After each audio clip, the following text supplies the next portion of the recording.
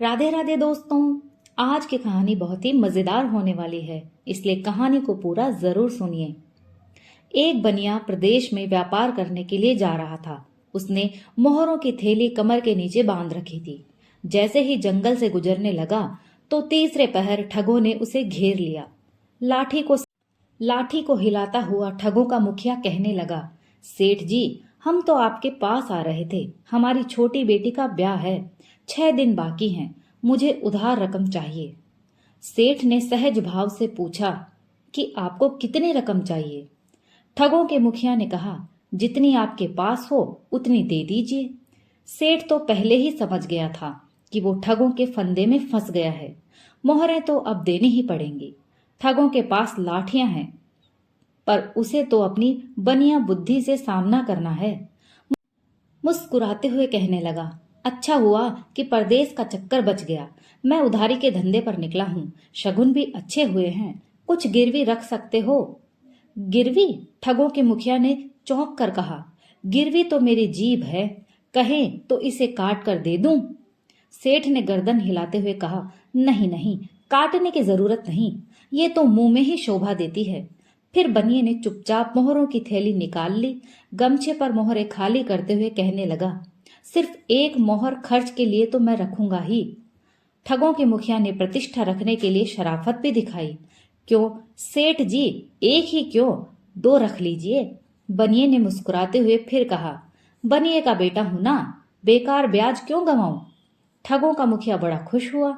ऐसा उदार बनिया तो आज तक न देखा और न सुना। उधर बनिया भी खुशी खुशी मोहरें गिनने लगा। पूरी 120 मोहरें थीं। फिर कहा, तुम भी गिन लो। मुखिया ने फिर उदारता दिखाई और कहने लगा, आपने अभी तो गिनी है, अब कोई गिनने की जरूरत नहीं। बरगद के नीचे बैठे हैं, भरोसा तो करना ही पड़ेगा। फिर बनिया कहने लगा, हाँ ये बात तो सही है, पर एक बात तो करनी ही पड़ेगी।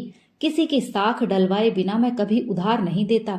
साख डलवाने की तकलीफ तो करनी ही पड़ेगी आपको। संयोग की बात ऐसी बनी कि इतने में एक खरगोश पास से गुजरा। ठगों के मुखिया झट से कहने लगा, इस भीड़ भरे जंगल में और साख तो कहां से लाऊं, इस खरगोश की साख ही लिख दीजिए। बनिया तो कहते ही मान गया। खुशी प्रकट करते हुए कहने लगा, कोई बात नहीं, खरगोश से बढ़िया साख और किसकी हो सकती है। इतना कहकर बनिए ने बही खोली और 120 मोहरों का हवाला देते हुए उसने मुखिया का नाम लिख दिया और उसका गांव और पता भी लिख दिया, जो एकदम गलत था। अंत में जोर से बोलते हुए बही में लिखा, साख एक खरगोश की, और उसने मोहरे मुखिया को संभला दी। राम राम करने के बाद चारों ठगों ने अपनी राह ली और बनिए ने अपने गांव की राह ली। घर आकर सेठानी से उसने कुछ नहीं छिपाया, सारी बात ज्यों की त्यों बता दी। वक्त जरूरत पर वह राजा को भी उधार देता था। सभी दरबारी उससे परिचित थे। राजा से उसने इस बारे में कुछ चर्चा नहीं की। ऐसी मूर्खता का नमूना बताए तो कैसे बताए, और बताए भी तो क्यों बताए। पर उसने एक विश्वस्त सैनिक से 60 गांठ अवश्य कर ली। वो सैनिक उसकी हवेली पर 2-3 चक्कर लगाता ही था। सहयोग बनना हो तो किसी से पूछकर नहीं बनता। वो ही चारों ठग एक दिन वेश बदलकर बनिए की हवेली में 1000 मन बाजरे का सौदा करने आ गए। ठगों के मुखिया ने बताया, हम लक्खी बंजारे के मौसेरे भाई हैं और यहाँ से 20 कोस दूर रहते हैं। बनिए ने मुखिया को बोलते ही पहचान लिया, पर जाहिर कुछ भी नहीं होने दिया। बाजरे का भाव ताव सब तय हो गया। बनिए ने फिर कहा, आप 2-3 जगह भाव का पता कर ले तो अच्छा रहेगा, तब तक मैं रुपयों का इंतजाम करता हूँ। लक्खी बंजारे के मौसेरे भाई को कौन नहीं जानता। ठगों के मुखिया ने बनिए के कहने पर हामी भरी और साथियों के साथ बाजरे का भाव पूछने के लिए चला गया। उसके जाते ही बनिए ने विश्वस्त सैनिक को सारी बात समझाई। वो सैनिक थोड़ी ही देर में अपने 5 साथियों को लेकर हवेली के भीतर छिप गया। कुछ ही देर बाद ठग वापस आए। भाव की रजामंदी जतलाकर बनिए से कहा, मुझे मंजूर है। बनिए ने फिर जोर लगाकर कहा, आपको मंजूर होगा पर मुझे मंजूर नहीं। बनिए का इतना ही कहना हुआ कि भीतर दुबके सैनिक बाज की तरह झपटे और चारों ठगों को पकड़ लिया। फिर मजबूत रस्सियों से उनको झटपट बांध लिया। वे इलाके के नामी ठग थे। राजा जी के सामने बिल्कुल मुकर गए कि बनिया सरासर झूठ बोल रहा है। वे तो उससे पहली बार मिले हैं। राजा भी अब असमंजस में पड़ गया। उन्होंने बनिए से पूछा, तुमने किसी की साख डलवाई थी या नहीं? बनिए ने तुरंत उत्तर दे दिया, डलवाई थी हुजूर, जरूर डलवाई थी।